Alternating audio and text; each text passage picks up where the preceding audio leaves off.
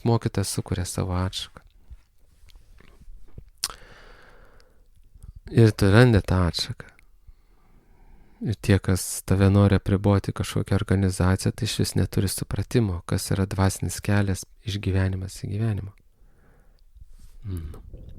Tai va, tai Mahatmos, didžios asmenybės, parodo, kokiu keliu eiti. Čaitanija Mahaprabhu parodė, kad vat, iš visų daugelio procesų vediniai literatūrai prašytų, šiais laikais Kali Jugai citavo šventraščius Hare Nama, Hare Nama, Hare Nama, Kevalam, Kalau Nastyva, Nastyva, Nastyva, Gatyra Netha.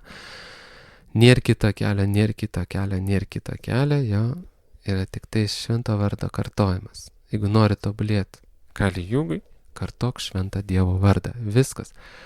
Nes nebėra savybių nei mistiniai jogai, kuriai reikia viso gyvenimo celibato, nėra ir savybių sudėtingiam ugnies ritualam ar dievybių garbinimui nėra.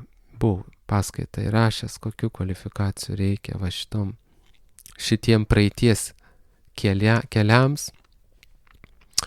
Čaitanija Mahaprabhu ir jo pasekėjai, didieji mokytojai parodo, kokiu keliu reikia eiti ir kaip jo reikia eiti. Tam mes turime mokytojų mokinių sekas. Ir jais sekam.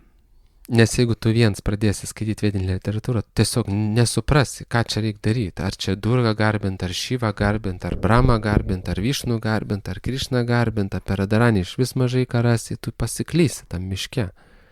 Ar mistinė joga užsiimti, ar ugnies ritualus daryti, ar dievybės garbint, ar ten eiti Šivą į kalnus garbint. Tiesiog pasiklysi. Gerai, ir 7 klausimas. Kas yra